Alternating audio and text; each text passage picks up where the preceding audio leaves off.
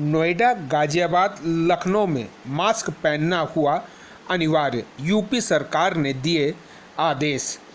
अब सोचनीय विषय यह है कि चुनाव खत्म होते ही कोरोना संक्रमित धीरे धीरे बढ़ने लगा।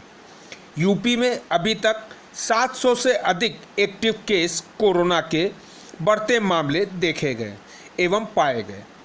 यूपी सरकार हो गई सख्त, इसलिए लखनऊ समेत एनसीआर में जुड़े सभी जिलों में मास्क पहनना किया गया अनिवार्य।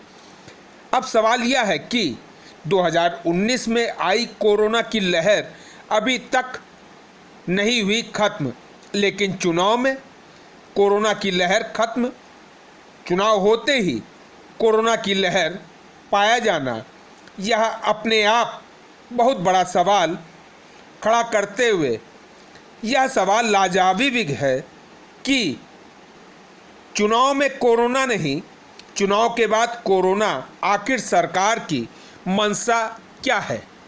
उठ रही सरकार पर सवाल।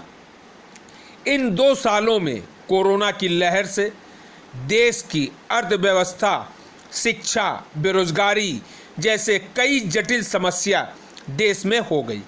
देश में धीरे धीरे आर्थिक व्यवस्था चरमरा गई, रोजगार ठप हो गए, शिक्षा नहीं।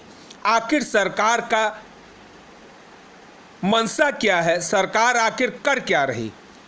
सरकार सिर्फ कोरोना वैक्सीनेशन का टीका लगवा रही है, मुफ्त में लोगों को अनाज दे रही है, बाकी शिक्षा, रोजगार, व्यापार सब धीरे धीरे ठप होती जा रही है। इसमें सरकार क्या कर रही है? चुनाव आते ही देश में कोरोना की लहर खत्म हो जाती है, फिर चुनाव जैसे ही खत्म होती है देश में कोरोना की लहर फिर शुरू होती है। यह एक अपने आप लाजवाब सवाल सरकार के ऊपर खड़ी करती है। उठ रहे हैं कई सरकार पर सवाल। चुनाव में कोरोना नहीं, चुनाव के बाद कोरोना, उठे सरकार पर सवाल। क्या यह कोई सरकार का कोई नई षड्यंत्र तो नहीं? बनी सियासत में राजनीति का चर्चा का बड़ा विषय।